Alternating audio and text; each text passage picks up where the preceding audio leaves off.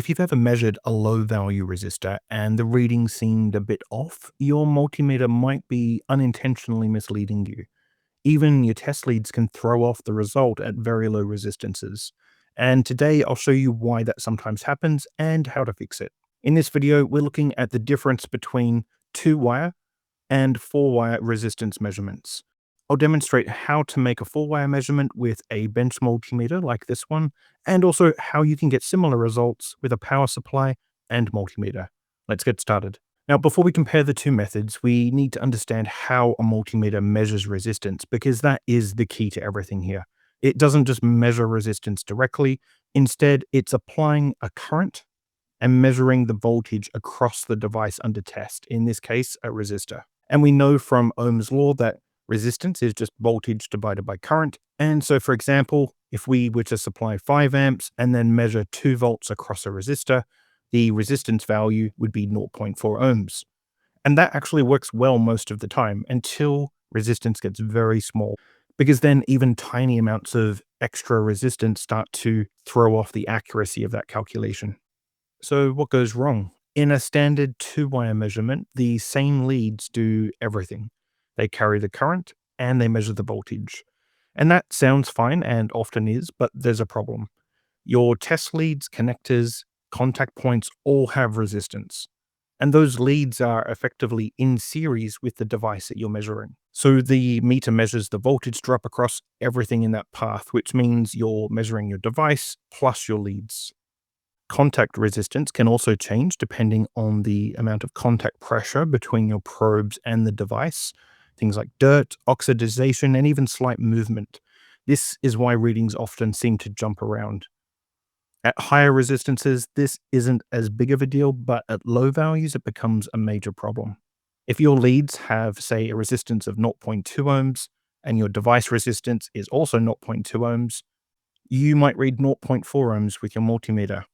But in other words, that's a 100% error. So how do we fix it? Well, we can separate the current path from the voltage measurement path. Using the 4-wire or Kelvin method, we use 2 sets of leads, and these are the force leads, which supply a known stable current through the device, and then we add a second pair of leads, the sense leads, which measures voltage. And so we're essentially splitting the measurement into 2 paths. Also note that the sense leads should be connected right at the device terminals, otherwise you're still measuring extra resistance. And here's why this method works. These sense leads don't carry any meaningful current because the voltmeter inside the multimeter has very high input impedance. So basically we don't create any meaningful voltage drop. And this means that the meter sees only the voltage across the device itself. And this is what allows us to plug in a clean, accurate voltage reading into that same calculation. And so we also get a much more accurate resistance value.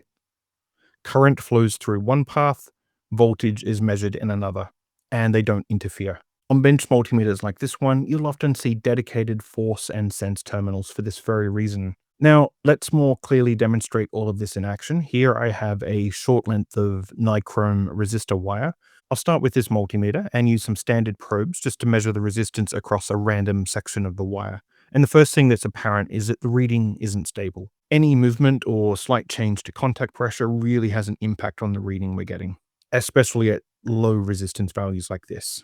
One thing we can do here is attach some hook probes like this, and that will ensure at least that the contact pressure stays consistent and that we aren't changing the position of the probe along the length of the wire. And now we're reading a value of about 0.5 to 0.6 ohms.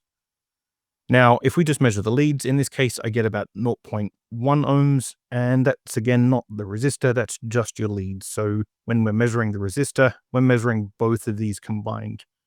Even using the relative zero function on the multimeter, it'll help, but still be unreliable when measuring very low resistance values. Now, if we switch to 4-wire, and now if we look at the reading here, we have 2 leads to supply the current on the outside here, and we have 2 additional leads to measure the voltage drop, and these have been placed close to the device we're testing.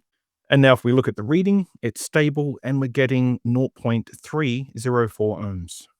So just by changing the method, we go from inaccurate and noisy to stable and reliable. And so I guess the next logical question is, when should you use this method? Because it does require additional time and equipment to set up. And so I'd say start by measuring your test leads. And if that resistance is a big part of your final measurement, then full wire accuracy is probably needed. As a general rule, though, anything above, say, 100 ohms, two wire is probably fine. Between 1 and 100 ohms, it really depends on the scenario and how precise of a measurement you need.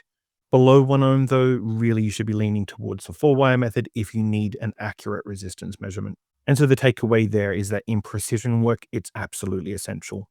And as a side note, this same four wire principle gets used in some power supplies as remote sensing to compensate for the voltage drops in the leads under load. Something interesting and worth talking about, but I will save that for another video. Now, if you don't have a bench multimeter with a four wire function built in, there are still ways to improve the accuracy of your measurements. First, as I showed before, do make use of the rel or relative zero function on your multimeter, if you have it, as that will help to reduce and cancel out any of that lead resistance we showed before from the final reading. And to do that, we just short the leads, zero it out by pressing the rel button, and then measure the resistance. It's worth noting, though, it only removes that fixed offset at one moment in time. So if your contact resistance changes from movement, pressure, or oxidation in different places where you're measuring, your measurement can still drift and be inaccurate. Another option is to force a known current using a power supply and measure the voltage separately, just like we did with the bench multimeter, but with a bit more effort required. In this scenario, I'm using a power supply to provide 1.5 volts and zero point 0.1 amps to what I believe to be a 15 ohm resistor. And I'm using two multimeters here to ensure that my measurements are accurate. This multimeter is my sense reading and is measuring the voltage drop across the resistor. And this multimeter I have in series with the power supply just to measure the current flow.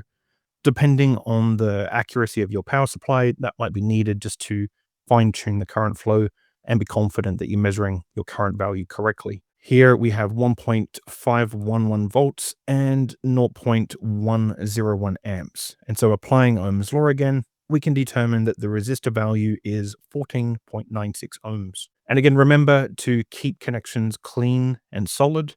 Try to minimize movement. These hook clamps or alligator clips are very useful for that purpose, and measure as close to the device as possible. It's worth noting too, the temperature difference can introduce measurable errors into your calculation. Temperature differences between metals can actually generate their own voltages, something called thermal EMF. And that's something worth considering if your resistor begins to heat up when supplying current. All this to say that when high precision is the goal, things like noise, temperature, and the contact pressure are all critical factors to consider. And when you really need accuracy and precision, a true full wire measurement is definitely your best bet. And once you understand the principles and setup, it's actually a very straightforward method to use. If you made it to the end of the video, hopefully you found this interesting and learned something too. And if you did, please click like and subscribe, as it genuinely helps to grow the channel. That's it for this week though. Thanks for watching.